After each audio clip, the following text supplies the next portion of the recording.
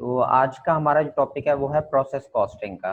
Job order costing जैसे हमने की थी, ये तकरीबन उसी तरह का है प्रोसेस कॉस्टिंग। ये वहाँ पे बेसिकली अप्लाई करते हैं जहाँ पे एक प्रोडक्ट एक से ज्यादा उसमें। जी आयशा, आप क्या पूछना चाह रहे हैं? हैंड। सर सॉरी, गलती से हो गया। चलें, प्रोसेस कॉस्टिंग हम वहाँ पे यूज करेंगे जहाँ पे प्रोडक्ट ना डिफरेंट फेजेस से गुजर कर बनती है या डिफरेंट प्रोसेस से गुजर कर बनती है, डिफरेंट डिपार्टमेंट होते हैं वहाँ पे। अक्सर वैसे देखा जाए नॉर्मली प्रोडक्शन कभी भी एक स्टेप में कंप्लीट नहीं होती है, डिफरेंट स्टेप से गुजर कर ही कंप्लीट होती है। तो वहाँ पे हम हर स्टेप पे अलग अलग कॉस्ट देखना चाहेंगे कि एक स्टेप तक कितनी कॉस्ट आई, फिर नेक्स्ट स्टेप में गई कितनी कॉस्ट आई, फिर ये तब तक फाइंड आउट करते हैं जब तक कि वो चीज़ फिनिश गुड्स में कन्वर्ट नहीं हो जाती, सेलेबल कंडीशन में नहीं आ जाती। तो तब तक हम हर स्टेप पे उसकी कॉस्ट फाइंड आउट करेंगे, और वो आप पहले कर चुके हैं, उसमें कोई मुश्किल नहीं है। जस्ट हमें अलग अलग प्रोसेस के अकाउंट बनाने पड़ेंगे, हमें हर प्रोसेस पे या हर स्टेज पे बताना पड़ेगा कि यहाँ तक कितनी कॉस्ट आई है। और इसमें ये होता है कि एक डिपार्टमेंट की जो फिनिश गुड्स होती हैं वो दूसरे डिपार्टमेंट की क्या बन जाती है, इनपुट बन जाती है, रॉ मटेरियल बन जाता है। आप अगर मिसाल लें इसकी केमिकल इंडस्ट्री की, वहाँ पे और उस वहाँ पे चीज़ें क्या बनती हैं, सिमिलर प्रोडक्ट्स बना रहे होते हैं और हम बैचेस में बना रहे होते हैं, बल्क में बना रहे होते हैं क्वांटिटी। केमिकल इंडस्ट्री की बात करें, वहाँ पे कोई सिरप बनता है, वहाँ पे कोई टैबलेट बनती है, तो वो देखिए बल्क में बन रही होती है और वो डिफरेंट स्टेप से गुजर कर फिनिश गुड्स में आती है। अब गारमेंट्स की बात करें, शर्ट्स की या पैंट्स की बात करें, वहाँ पे अगर शर्ट्स की बात करें तो वहाँ पे शर्ट एक ही स्टेप पे नहीं बनती, डिफरेंट स्टेप होते हैं, ये स्टेज। लाइक एक हो सकता है कटिंग का जहाँ पे कपड़ा काटा जाता है, एक स्टिचिंग का हो सकता है, एक उसके बाद आगे उसकी उसकी क्वालिटी चेक करने का हो सकता है, एक फिर पैकेजिंग का हो सकता है। तो वो 3-4 स्टेप से गुजर कर फिर फिनिश गुड्स में आती है। तो एक डिपार्टमेंट जो फिनिश गुड्स देगा वो अगले डिपार्टमेंट के लिए क्या बन जाएगा, रॉ मटेरियल या इनपुट बन जाएगा। लाइक जैसे किसी एक डिपार्टमेंट ने शर्ट्स काट के, कपड़ा आया उनके पास, उन्होंने काट के, उनके लिए तो फिनिश गुड्स हो गए, उन्होंने अपना काम कर दिया। लेकिन जब वो अगले डिपार्टमेंट में जाएगा स्टिचिंग के लिए, तो उनके लिए इनपुट बन जाएगा, रॉ मटेरियल बन जाएगा। तो हम क्या करेंगे, इन डिफरेंट डिपार्टमेंट की कॉस्ट, हर डिपार्टमेंट की हर स्टेज की अलग अलग फाइंड आउट करेंगे, और हम पर यूनिट कॉस्ट देखेंगे कि हमें एक यूनिट की।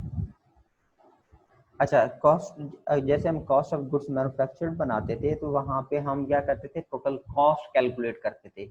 जो सीजीएस जब बना रहे होते थे तो उसके अंदर ही आता था कॉस्ट ऑफ गुड्स मैन्युफैक्चर्ड। फिर उसके बाद हम कॉस्ट ऑफ गुड्स सोल्ड निकालते थे, उसमें फिनिश गुड्स ओपनिंग और क्लोजिंग जमा माइनस करके। तो वही चीज़ होंगी, हम कॉस्ट ऑफ गुड्स मैन्युफैक्चर्ड ही समझ लें। अगर आपके माइंड में वो चीज़ें होंगी तो उसमें हम क्या लिखते थे, ओपनिंग स्टॉक होता था, हम साथ में परचेजेस करते थे, या उसमें से जो रिटर्न होता था माइनस करते थे, तो कॉस्ट ऑफ गुड्स अवेलेबल हो जाता था। फिर जो क्लोजिंग स्टॉक माइनस करते थे, मटेरियल कंज्यूम हो जाता था, फिर उसमें हम डायरेक्ट लेबर लगाते थे, फिर एफओएच लगाते थे। वर्क ओपनिंग और क्लोजिंग को छोड़ दे, मैं मेन बता रहा हूँ, तो वो हमारे पास कॉस्ट ऑफ गुड्स मैन्युफैक्चर्ड निकल आता था। मतलब हमने जितने एक्सपेंस किए होते थे मैन्युफैक्चरिंग तक, वो ऐड करते थे, तो हमारे पास वो निकल आती थी। सिमिलर उसी तरह हमने चीजें करनी है, सिर्फ थोड़ा सा पैटर्न चेंज हो जाएगा, वो मैं आपको बताता हूँ। ये इलस्ट्रेशन है, उसी कंपनी की गिवन है जी, ब्रेन मीडिया नेटवर्क 2019 की डाटा गिवन है। उसने बताया कि एक प्रोडक्ट है, प्रोडक्ट एक्स वाई जी, पासेस थ्रू 3 डिफरेंट प्रोसेसेस, कि वो 3 अलग अलग प्रोसेस से गुजर कर क्या करती है, फिनिश गुड्स में आती है। और डिपार्टमेंट कौन से हैं, डिपार्टमेंट ए, ये प्रोसेस 1, प्रोसेस 2, प्रोसेस 3। उन प्रोसेस को कोई भी नाम दे सकता है, प्रोसेस ए बी सी दे सकता है कोई और, लेकिन यहाँ पे जो नाम है वो प्रोसेस 1, 2 और 3 दिया हुआ है। वो दे सकता है जी, कटिंग दे सकता है, फिनिशिंग दे सकता है, पैकेजिंग दे सकता है, 3 अलग प्रोसेस। लेकिन हम जितने प्रोसेस होंगे हमने उनके नाम के साथ उनका काउंट बना देना है। आगे हमें बताता है कि normal wastage is 3, 5 and 8% respectively. Normal wastage क्या होता है, नॉर्मल वेस्टेज ऐसा होता है वो वेस्टेज जो हमें पहले से पता हो, या ऐसा वेस्टेज जो इनहेरेंट हो प्रोसेस में या प्रोडक्ट के अंदर। मतलब अगर कोई भी बंदा वो प्रोडक्ट बनाए तो उसको वो लॉस हो ही हो, कोई भी बंदा उस प्रोसेस से गुजरे तो उसको लॉस हो ही हो, वो हमारा नॉर्मल लॉस होता है। मिसाल लेते हैं, जैसे इसने दिया है कि 3% है डिपार्टमेंट ए का, ये रिस्पेक्टिवली का मतलब है कि 3% डिपार्टमेंट 1 का होगा, 5% डिपार्टमेंट 2 का होगा, 8% डिपार्टमेंट 3 का होगा।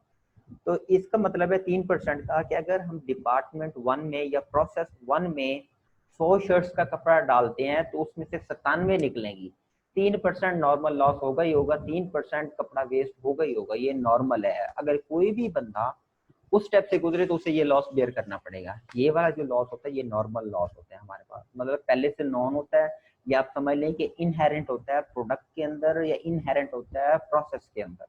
इसको हम नॉर्मली अवॉइड नहीं कर सकते, ये हो जाता है। जैसे कोई एक मिठाई वाला है, वो मिठाई बना रहा होता है, उसने फॉर एग्जाम्पल कोई 100 रसगुल्ले का वो बनाया है, मटेरियल लिया है, तो लाजमी नहीं 100 निकले, उसमें से 8-10 खराब हो ही जाते हैं बनाते वक्त, या जब वो उसमें डबो रहा होता है शुगर में।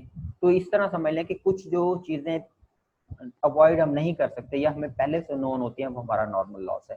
इसमें एक दो चीज़ें और आती हैं, मैं इसलिए इस पे फोकस कर रहा था। एक एबनॉर्मल लॉस आता है और एक एबनॉर्मल इफेक्टिव आता है, वो मैं आगे बताऊंगा, लेकिन आपने नॉर्मल लॉस को माइंड में रखने का ये क्या होता है।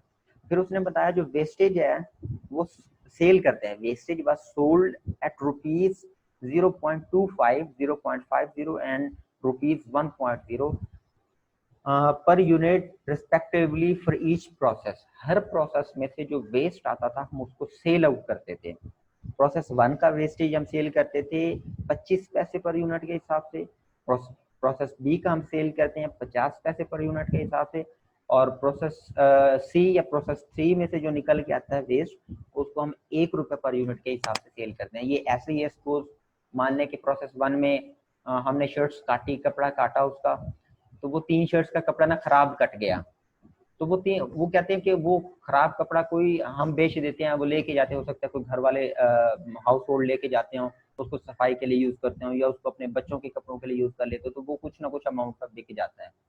इसी तरह जब प्रोसेस 2 में से भाई स्टिच होकर शर्ट निकलती है, उसमें से 5% खराब हो जाता है, तो वो ले जाते हो भाई जो गरीब बंदे हैं, चलो वो कहते हैं थोड़ी सी जो बी पेयर शर्ट आप समझ लें वो ले लेते हैं, तो वो वेस्टेज सेल हो जाता है। तो सम टाइम क्वेश्चन में हमें दे सकता है कि आपका वेस्टेज सेल होता है कुछ अमाउंट पे, सम टाइम क्वेश्चन में हमें वेस्टेज की कोई प्राइस नहीं दी होती, तो वो हम जीरो कंसीडर करेंगे कि हमारा जो वेस्टेज है वो बेकार है, उसको कोई नहीं खरीद रहा। तो यहाँ पे हमें इस क्वेश्चन में वेस्टेज की अमाउंट दी हुई है कि पर यूनिट इतने का बिक रहा है, हमने इसको ट्रीट करना होगा, ये इसलिए मैं बता रहा हूँ। अब हमारा काम स्टार्ट हुआ, 10,000 units were issued to process 1। हमने प्रोसेस 1 के अंदर 10,000 यूनिट इशू किए, प्रोडक्शन काम स्टार्ट करने के लिए इशू किए, और 1 यूनिट की कीमत थी 1 रुपये, ये हमने बताया। और कब भी स्टार्ट ऑफ मई, तो इसका मतलब है उसने मंथ का डाटा दिया है, मई मंथ का डाटा दिया है कि 2020 में मई में हमने 10,000 यूनिट इशू किए थे पहले प्रोसेस में के काम स्टार्ट हो, और 1 यूनिट की कीमत थी 1 रुपये। फिर कुछ अदर इन्फॉर्मेशन दी है, सन्ड्री मटेरियल। अब आप कहेंगे कि ये भी तो मटेरियल था और ये भी मटेरियल है, तो सन्ड्री मटेरियल का नाम क्यों दे दिए गया? ऐसा मटेरियल जो छोटा मोटा होता है हमारे पास, या ऐसा मटेरियल जो कि प्रोडक्ट की क्वांटिटी इंक्रीज नहीं करता, वो सन्ड्री मटेरियल होता है। मिसाल लेते हैं, शर्ट्स की बात कर रहे थे, शर्ट्स में जो कपड़ा है वो तो शर्ट्स की क्वांटिटी इंक्रीज करेगा, अगर आप शर्ट्स कपड़ा बढ़ाते जाएंगे तो शर्ट की क्वांटिटी इंक्रीज होती जाएगी। लेकिन अगर उसी शर्ट्स की प्रोडक्शन के अंदर आप 2-4 बटन ज्यादा लगा दें, 2-4 मीटर यार्न धागा एक्स्ट्रा लगा दे, तो उससे हमारी शर्ट्स की क्वांटिटी नहीं बढ़ेगी। तो ये वाला जो छोटा मोटा मटेरियल होता है ना, हम अगर शर्ट्स पे 2-4 बटन ज्यादा लगे तो फर्क नहीं पड़ता हमें, कपड़े की जी स्टिचिंग में कुछ धागा एक्स्ट्रा लग गया तो हम मैटर नहीं करता, हमारे लिए कम मैटर करता। तो इस तरह का जो छोटा मोटा मटेरियल होता है उसको सन्ड्री मटेरियल में वो डाल देते हैं उसके, क्योंकि यूनिट्स इसलिए नहीं देते कि यूनिट्स में उसको कन्वर्ट करना, तो मतलब बटन के पैसे कितने बनेंगे एक बटन के, तो अगर धागे के देखें पर मीटर या पर फीट कितने बनेंगे, तो वो पर यूनिट में काउंट करना कोई रीजनेबल नहीं लगता। तो हम उसको सन्ड्री मटेरियल डाल के उसे यूनिट्स नहीं देते, सिर्फ कॉस्ट दे देते हैं, यहाँ पे यूनिट्स गिवन है। सन्ड्री मटेरियल की कॉस्ट दी हुई है तीनों डिपार्टमेंट में कि प्रोसेस 1 में कितना लगा, प्रोसेस 2 में कितना लगा, प्रोसेस 3 में कितना लगा। इसी तरह लेबर दी हुई है, डेफिनेटली जब हम चीज़ें किसी प्रोसेस में डालेंगे तो लेबर भी हमारी काम करेगी उसमें, उसे फिनिश गुड्स में कन्वर्ट करने के लिए।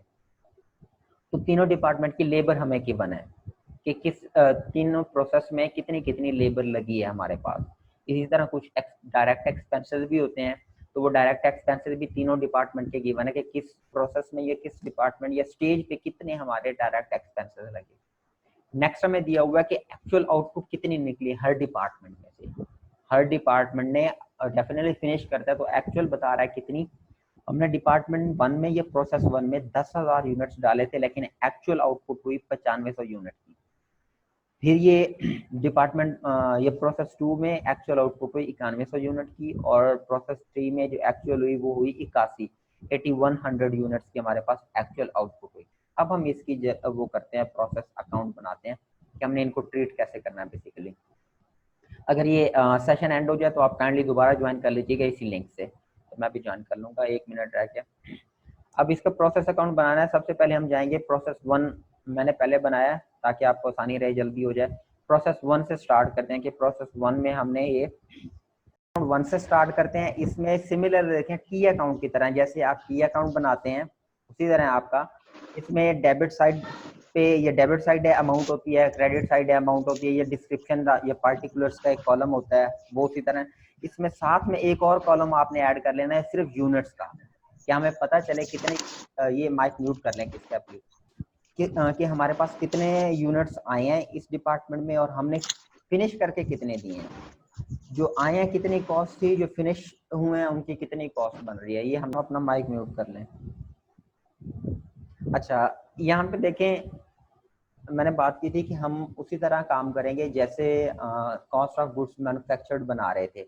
उसमें क्या करते थे हम, ओपनिंग मटेरियल अगर कोई हो गिवन हो तो हम वो लेते थे। इस क्वेश्चन में हमें कोई ओपनिंग मटेरियल नहीं गिवन था, उसने कहा कि नो ओपनिंग और क्लोजिंग, इस डिपार्टमेंट में भी कोई नहीं है। नेक्स्ट हम उसमें क्या करते थे, रॉ मटेरियल जो नया हमने ऐड किया हो, तो इस प्रोसेस में नया रॉ मटेरियल कितना ऐड किया, 10,000 यूनिट्स। ये क्वेश्चन में पहले डिपार्टमेंट में हमने 10,000 यूनिट्स डाले थे और एक यूनिट की कीमत कितनी थी, 1 रुपए। तो 10,000 यूनिट, उसकी कॉस्ट भी 10,000 हो गई, यहाँ तक कोई मसला नहीं है। फिर हमने उसमें सन्ड्री मटेरियल डाला था जिसके यूनिट्स नहीं है। अगर यूनिट्स होते तो आप यूनिट्स यहाँ पे लाजमी लिखते, लेकिन यहाँ पे यूनिट्स नहीं गिवन, तो हम क्या करेंगे, डायरेक्ट कॉस्ट में लिख देंगे 1,000 हमारे पास सन्ड्री मटेरियल की कॉस्ट आई। मैंने पीछे आपको उसकी डिटेल बताई। फिर हमने उस पर लेबर लगाई, लेबर की भी कोई यूनिट नहीं होते, लेबर के यूनिट तो नहीं होते, लेबर की सिर्फ हमें कॉस्ट बेयर करनी पड़ती है, तो यहाँ पे 5,000 की लेबर लगी, डायरेक्ट लेबर। उसके बाद डायरेक्ट एक्सपेंसेस लगे, डायरेक्ट एक्सपेंसेस की भी यूनिट नहीं होते, तो वहाँ पे हमें जितनी कॉस्ट थी वो लिखेंगे। तो नॉर्मली आप ये देखें, जब भी ये बना रहे होंगे आपके पास नॉर्मली मटेरियल के ही यूनिट्स गिवन होंगी, अदरवाइज और आपको यूनिट्स नहीं दिए जाएंगे। लेकिन जिस चीज के अगर यूनिट गिवन है, सपोज आप मान लें, वैसे होगा नहीं, अगर कोई यूनिट्स गिवन है तो आप यूनिट्स यहाँ पे ले लेंगे। तो यहाँ पे हमारे पास सिर्फ मटेरियल के 10,000 यूनिट्स से, बाकी कोई यूनिट्स नहीं थे, सारे की कॉस्ट थी। हमने पूरी कॉस्ट लिख ली और यूनिट्स लिख लिए, ये मैंने इनका टोटल किया हुआ है। लेकिन अभी आप चाहे टोटल ना करें, हम बाद में देखते हैं। फिर हमने देखा एक तरफ तो हमने सारे एक्सपेंस कर लिए और हमने कहा इतना मटेरियल आया था, दूसरी तरफ हम क्या करेंगे कि हम ये चेक करेंगे हमने कितना बना के दिया, ताकि हम अपना बैलेंस बता सकें। तो दूसरी तरफ हमने देखना है बाय नॉर्मल लॉस लिखा हुआ है सबसे पहली एंट्री। हमने ये कहा हमारे मैनेजर को या हमारी कंपनी को जब बना रहे हैं कि भाई अगर आप 10,000 यूनिट डालेंगे तो डिपार्टमेंट 1 में 3% लॉस होगा ही होगा, ये गिवन था कि डिपार्टमेंट प्रोसेस 1 में 3% वेस्ट होगा ही होगा। भाई ये तो हम इसके जिम्मेदार नहीं है, 300 यूनिट के 10,000 का 3% लें तो ये 300 यूनिट बनते हैं। तो ये 300 यूनिट इसका आपने हमसे नहीं पूछना, क्योंकि ये तो ज़ाया होने ही होने हैं। तो हमने क्रेडिट साइड पे 300 यूनिट लिखे 10,000 का 3%, और उसकी हमने यहाँ पे जो रिकवरी हुई है वो 75 रुपए रिकवर हुए हैं हमें, क्योंकि हमने बेचा था इसका वेस्टेज 0.25 रुपीज पर यूनिट, 25 पैसे पर यूनिट के हिसाब से हमने बेचा प्रोसेस 1 से जितना वेस्टेज आया। किसी क्वेश्चन में आपको अगर इसकी अमाउंट नहीं गिवन तो आप इसको 0 लिखेंगे, कोई अमाउंट नहीं लिखेंगे, लेकिन इस क्वेश्चन में वेस्टेज की अमाउंट है तो हम वहां पे लिखेंगे, जितनी भी बन रही है वो हम यहाँ पे लिखेंगे।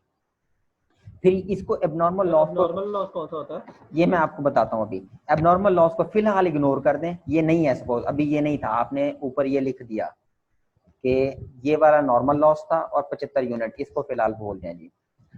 अच्छा, उसके बाद आपने कहा जी हमने फिर चीजें बना के ट्रांसफर भी कर दी दूसरे प्रोसेस में। ये देखें फिनिश गुड्स हमें बताया हुआ है कि डिपार्टमेंट 1 का या प्रोसेस 1 का फिनिश गुड्स कितना है, 9500 यूनिट।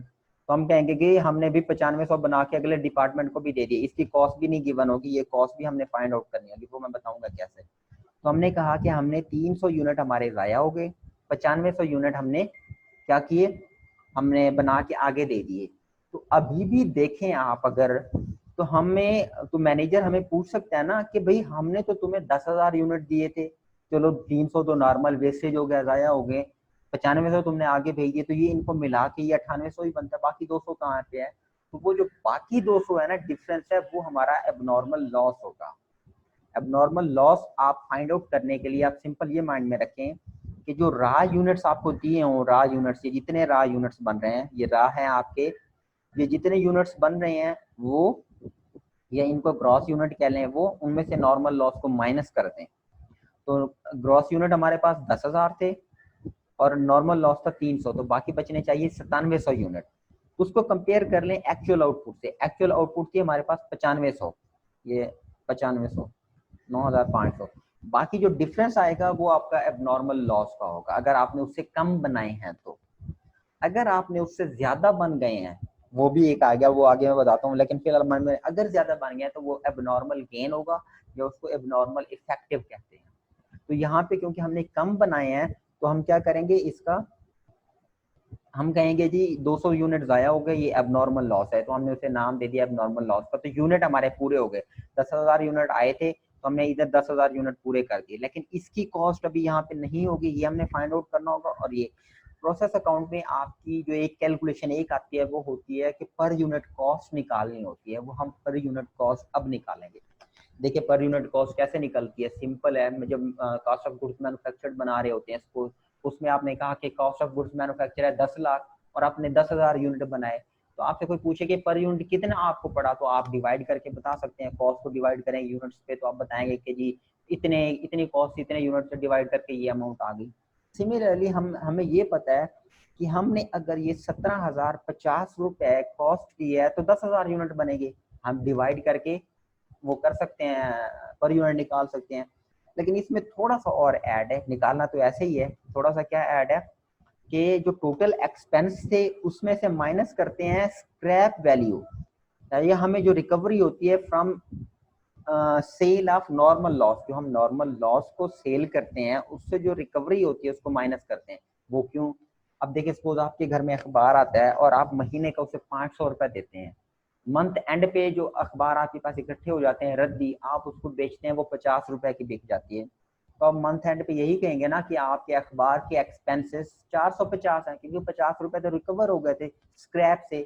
तो वो जो हमें रिकवरी हो जाती है स्क्रैप से, वो माइनस करते हैं, वो कॉस्ट हमारी कम हो जाती है। एक्चुअल में उतनी कॉस्ट तो ना रही, वो कम हो गई। तो हमें पता है कि हमारी कॉस्ट आई थी 17,050 रुपए, लेकिन उसमें से 75 रुपए हमने ना स्क्रैप को बेच के रिकवर कर लिए, तो हमारी कॉस्ट कम हो गई। तो हम क्या करेंगे, टोटल एक्सपेंसेस माइनस करेंगे स्क्रैप फ्रॉम नॉर्मल लॉस, और ये नॉर्मल लॉस का जो स्क्रैप था वो हमने माइनस कर देना है।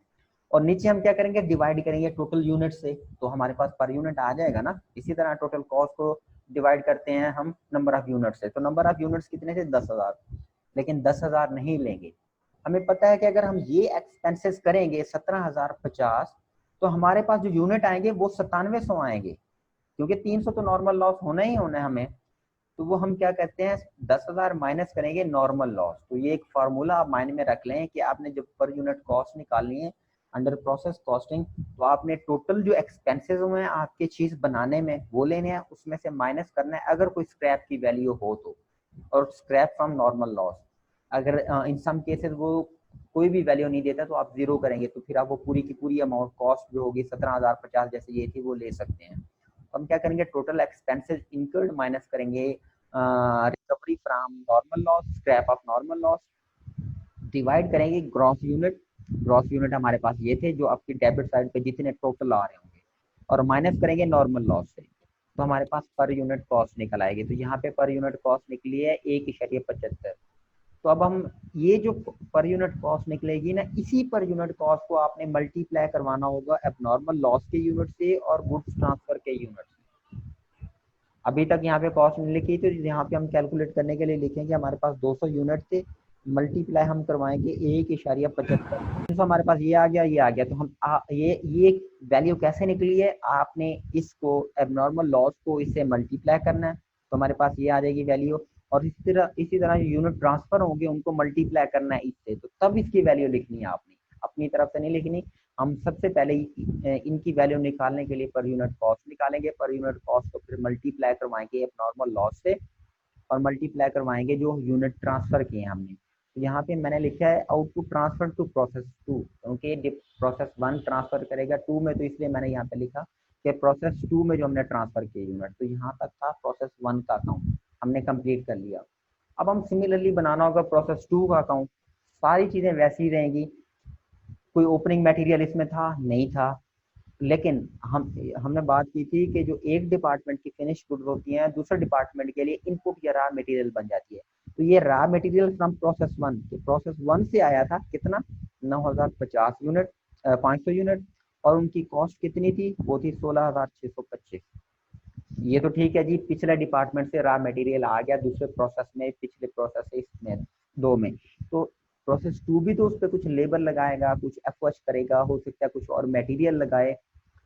ये भी हो सकता है कि प्रोसेस 2 कुछ मटेरियल लगाए और उसकी क्वांटिटी गिवन हो। अगर क्वांटिटी गिवन होगी तो आप वो क्वांटिटी यहाँ पे ऐड करेंगे, अगर क्वांटिटी नहीं गिवन तो आप क्वांटिटी नहीं लिखेंगे, कि ये आपने माइंड में रखना है।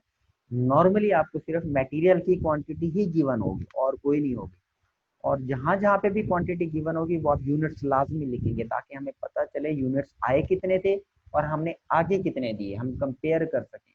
तो यूनिट्स लिखना लाजमी है। और यूनिट आपको लेबर के नहीं मिलेंगे, उसके यूनिट नहीं होते, आपको फैक्ट्री ओवरहेड्स के या डायरेक्ट एक्सपेंसेस के यूनिट्स नहीं मिलेंगे, वो नहीं लिखेंगे, आपको सिर्फ रॉ मटेरियल के ही गिवन होंगे। तो रॉ मटेरियल के आपने लाजमी लिखने हैं। यहाँ पे हमने सबसे पहले ये 9500 हमने लिख लिया जो प्रोसेस 1 से आया था, साथ में वो डिटेल लिख दी, उसकी कॉस्ट लिख ली थी हमने। फिर हमने और मटेरियल लगाया इस पे, उसके यूनिट नहीं थे, हमने 1500 का मटेरियल लगाया, लेबर लगाई 8000 की, डायरेक्ट एक्सपेंसेस 1188 के, फैक्ट्री ओवरहेड, कहीं पे आपको फैक्ट्री ओवरहेड्स गिवन हो सकते हैं और वो मैन्युफैक्चरिंग ओवरहेड्स होंगे। अगर कहीं आपको सेलिंग एक्सपेंस और एडमिन एक्सपेंस दिए हो तो वो इसमें नहीं लिखने। मैंने बात की थी कि हम सिर्फ कॉस्ट ऑफ गुड्स मैन्युफैक्चर तक, मतलब मैन्युफैक्चरिंग तक जितने एक्सपेंस आएंगे वो लिखेंगे। तो अगर कोई मैन्युफैक्चरिंग ओवरहेड दिया हो तो वो यहाँ पे लिख देंगे। अगर कहीं पे सेलिंग और एडमिन की वो बात करें तो वो यहाँ पे आपने नहीं लिखने। एक्सपेंसेस लगे थे, ये हमें सारे इलस्ट्रेशन में गिवन है, ये सारे जितने भी एक्सपेंसेस हैं। ये देखिए हमारे पास प्रोसेस 2 में सन्ड्री एक्सपेंस 1500 के लगे थे, लेबर 8000 की लगी थी, डायरेक्ट एक्सपेंस 1188 के थे। तो ये सारे एक्सपेंसेस हमने सिंपली वहाँ से कॉपी किए या वहाँ से उठा के यहाँ पे लिख लिए। तो ये हमने सारे एक्सपेंस लिखे। लेकिन यहाँ पे एक एबनॉर्मल इफेक्टिव, ये एबनॉर्मल गेन की एक चीज़ है, इसको फिलहाल छोड़ देते हैं। ये हम यहाँ तक हमें डाटा की बनता, हमने इन सबको टोटल कर लिया और यूनिट्स भी हमारे पास आ गए। अब हम देखेंगे कि हमने आगे क्या ट्रांसफर किया। हमें पता था इन 9500 में से जो हमें मिले हैं 5% तो नॉर्मल वेस्टेज होगा, वो तो ज़ाया होना ही होना, तो हमने इसका 5% निकाला, 475 यूनिट हमारे ज़ाया हो गए और उसकी कॉस्ट 238 रुपये आ गई। वो कैसे 0.5 से आप मल्टीप्लाई कर दें कि वेस्टेज की जो वैल्यू गिवन है। इसके बाद हमने कहा जी हमने ट्रांसफ़र कितने किए, हमने ट्रांसफ़र किए 9100 यूनिट ट्रांसफ़र किए। अब हम देखेंगे कि हमें लॉस हुआ या गेन हुआ है। हम कैसे देखते हैं, हम इस रॉ यूनिट्स में से, ग्रॉस यूनिट्स में से ये माइनस करते हैं नॉर्मल लॉस। अगर हम 9500 में से 425 माइनस करें तो हमारे पास बचना चाहिए 9025 यूनिट। उसे एक्चुअल से कंपेयर करें तो हमने 9100 यूनिट दे दिए, मतलब हमने देने चाहिए थे 9025 यूनिट ट्रांसफर करने चाहिए थे हमें अगले डिपार्टमेंट में, लेकिन हमने ट्रांसफर कर दिए 9100 यूनिट। तो इसका मतलब है हमने ज्यादा ट्रांसफर कर दिए ना। ये कैसे हुआ होगा, हमने किसी तरह अपना नॉर्मल लॉस बचा लिया होगा। ये हो सकता है हमारी लेबर बहुत ज़्यादा स्किल्ड हो गई हो, हमारी मशीनें नई आ गई हो जिससे हमारा नॉर्मल लॉस कम हो गया हो। तो किसी तरह से, और भी रीज़न होते हैं, सिंपली अभी आप ये रखें कि आपने किसी तरह से अपने नॉर्मल लॉस को बचा ली है, और वो कितना बचाया है, 75 यूनिट हमने एक्स्ट्रा बना दिए, ऐसे ही है ना। तो ये तभी लेवल होगा जब 75 यूनिट एक्स्ट्रा। तो ये जो एक्स्ट्रा हमारे बने हैं ये हमारे पास एबनॉर्मल गेन है, एबनॉर्मल इफेक्टिव आप कह सकते हैं। और इसकी अभी कॉस्ट नहीं लिखनी, इसकी कॉस्ट उसी तरह, अगर आपने एबनॉर्मल लॉस की कॉस्ट लिखनी हो, आपने एबनॉर्मल इफेक्टिव की कॉस्ट लिखनी हो, या आपने यूनिट ट्रांसफर की टोटल कॉस्ट लिखनी हो, वो आप पर यूनिट कॉस्ट से मल्टीप्लाई करवा के लिखेंगे। तो हमें अब पर यूनिट कॉस्ट चाहिए। पर यूनिट कॉस्ट कैसे लेते हैं, टोटल जो ग्रॉस एक्सपेंस होते हैं वो लेते हैं, ये हमने ले लिए 27,313, उसमें से माइनस करते हैं जो स्क्रैप से वैल्यू आती है। स्क्रैप से वैल्यू आई थी 238, 200। सर जी हमें 27,313 कैसे पता लगेगा? ये इनको टोटल कर लें, ये वाले। वो तो ठीक है, लेकिन तो तब तक तो हमारे पास 9100 यूनिट्स की अमाउंट होगी ना। नहीं, अभी आप ये 75 भी लेकिन ना लिखें, अभी आप ये 75 भी ना लिखें, ये ऐसे ही है ना, हमने ये डाटा एंटर कर दिया, यहाँ जी तक तो कोई मसला नहीं है। जी अब यहाँ नहीं तक हमारे पास हमें ये पता है कि 75 यूनिट एक्स्ट्रा हो गए हैं, ठीक है, उसकी हमने जी कॉस्ट लिखनी है, और वो जो एक्स्ट्रा यूनिट है वो हमने इस साइड पे लिखने हैं। सबसे पहले तो हम पर यूनिट कॉस्ट निकाल लेंगे। पर यूनिट कॉस्ट के लिए हमारे पास ये इस कॉस्ट को जमा किया तो 27,313 आ गया, ये 27,313, उसमें से माइनस किया जो हमें रिकवरी हुई है, ये माइनस कर दिया। अब हम डिवाइड किससे करते हैं, जो यूनिट हम बनाते हैं, हमने कहा जी हमने 9500 यूनिट बनाए, नहीं, लेकिन उनमें से ये कितने 475 माइनस कर देने हैं। हमने सिंपल इसी को लेके कैलकुलेशन करनी है। हम कैलकुलेशन में देखें, इस कैलकुलेशन में ना तो हमने एबनॉर्मल लॉस को ऐड किया था कहीं 200 यूनिट को नहीं किया था, ना ही अब हम एबनॉर्मल गेन को ऐड करेंगे। तो इसको हमने साइड पे रख के ही कैलकुलेशन करनी है। तो इसको साइड पे रख के कैलकुलेशन ठीक की हो गया। तो इसको साइड पे रख के कैलकुलेशन की तो पर यूनिट कॉस्ट निकल आई तीन रुपए। एक यूनिट बनाने का खर्चा आया 3 रुपए। तो 3 को 75 से मल्टीप्लाई करें तो हमारे पास 225 रुपए आ जाएंगे इसके, तो हमारी टोटल कॉस्ट बढ़ जाएगी। अब टोटल कॉस्ट ज्यादा हो गई, लेकिन पर यूनिट कॉस्ट निकालने हमने इसको ऐड नहीं किया। ये तो जब निकालेंगे पर यूनिट कॉस्ट मल्टीप्लाई करेंगे तो तब इस कॉस्ट का पता चलेगा ना। तो हमने इसको मल्टीप्लाई करके ये लिख दिया, साथ में 9100 यूनिट को 3 से मल्टीप्लाई किया तो हमारे पास ये कॉस्ट आ गई 27,300। तो ये हमारे पास प्रोसेस बी बन गया। इसमें कोई मसला, यहाँ तक तो कोई मसला नहीं है। दोनों चीजें डिस्कस कर ली, एबनॉर्मल लॉस और एबनॉर्मल गेन, ये दोनों चीजें। अब हम आते हैं प्रोसेस 3 की तरफ। प्रोसेस 3 में भी सिमिलर उसी तरह करना है हमने, हमें इस सर ये 2 मरतबा ऐड करना है। कौन सा सर कोडिंग का मतलब क्या होता है? आप जब कोडिंग आप ये 2 आवाज मरतबा ऐड करना है। किसको,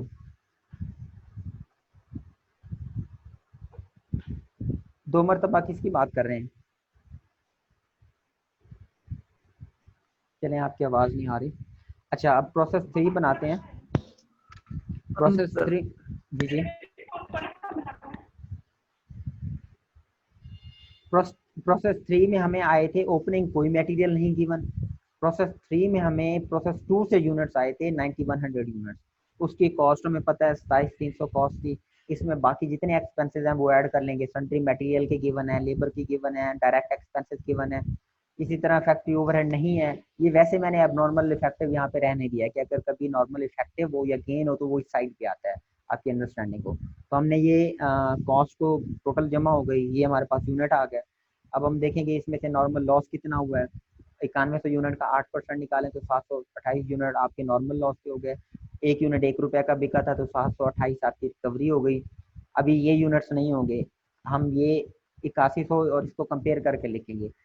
हमने कहा जी हम अगर 2728 यूनिट इसमें से माइनस करें तो बाकी हमें जो आने चाहिए वो ये आने चाहिए 8372 यूनिट आने चाहिए, 8372। लेकिन हमारे पास यूनिट आए हैं 81, तो इसका मतलब है बाकी यूनिट नॉर्मल लॉस के चले गए, लॉस अब नॉर्मल लॉस के। तो वो कितने यूनिट हैं, 272 यूनिट हमारे अब नॉर्मल लॉस के हो गए। तो इनको ऐड करें 272 को इसमें तो ये हो जाएंगे, और 728 ऐड करें तो 9100 पूरे हो जाएंगे। अब हमें पर यूनिट कॉस्ट चाहिए ताकि हम इसके साथ मल्टीप्लाई कर सकें और फिनिश गुड्स के साथ इसके साथ मल्टीप्लाई कर सकें। क्योंकि अब आगे कोई डिपार्टमेंट नहीं है तो हमने इसको फिनिश गुड्स में ट्रांसफर कर दिया। पर यूनिट कॉस्ट निकालने के लिए हम इन सबको जमा करेंगे। ग्रॉस हमारे पास जो एक्सपेंसेस आए थे और ये जो ग्रॉस यूनिट आए थे, और ये हमारे पास जो नॉर्मल लॉस से हमें वैल्यू रिकवर हुई थी। टोटल एक्सपेंसेस में से हम रिकवरी माइनस करेंगे, डिवाइड करेंगे ग्रॉस यूनिट से, माइनस करेंगे जो नॉर्मल लॉस के यूनिट थे। तो पर यूनिट कॉस्ट हमारे पास आ जाएगी 4.25, 4.25 हमारे पास कॉस्ट आ जाएगी। तो उसको हमने एबनॉर्मल लॉस से मल्टीप्लाई करना है और इन यूनिट से मल्टीप्लाई करना है, तो हमारे पास टोटल कॉस्ट आ जाएगी। जब आप इन दोनों साइड पे टोटल करेंगे और ये मैच हो जाएंगे, यूनिट भी मैच होंगे, कॉस्ट भी मैच होंगे। तो यहाँ तक थे हमारे प्रोसेस अकाउंट। क्वेश्चन में हमें एक चीज़ और पूछी गई थी, वो थी आप एबनॉर्मल इफेक्टिव का अकाउंट भी बनाएं और एबनॉर्मल लॉस का अकाउंट भी बनाएं। वो हम अगली क्लास में डिस्कस कर लेंगे।